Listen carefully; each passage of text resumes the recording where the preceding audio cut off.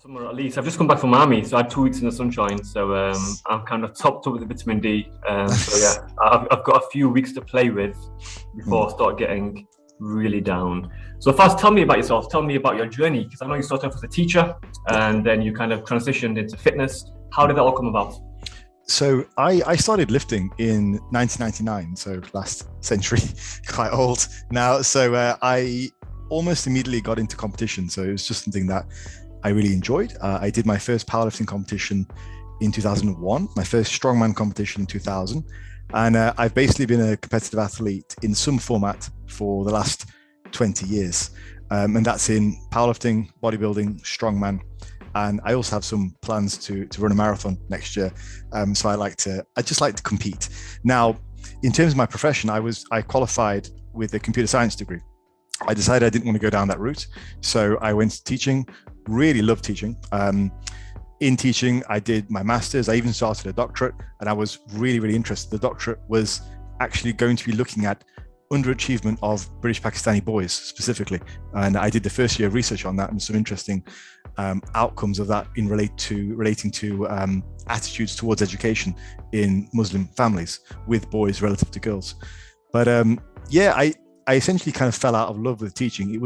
It probably coincided with the change in curriculum from IT to computer science. So it was a massive overhaul, and essentially they really gutted the subject. So that just led to just falling out of love with teaching.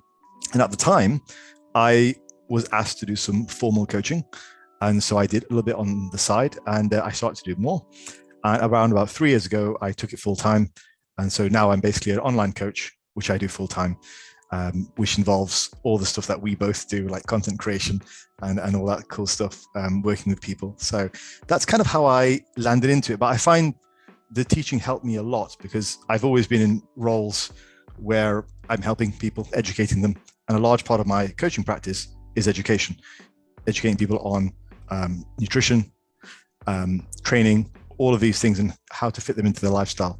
So being able to educate people and speak on these matters is something I got from teaching. And also a large degree of patience as well, which helps. Yeah.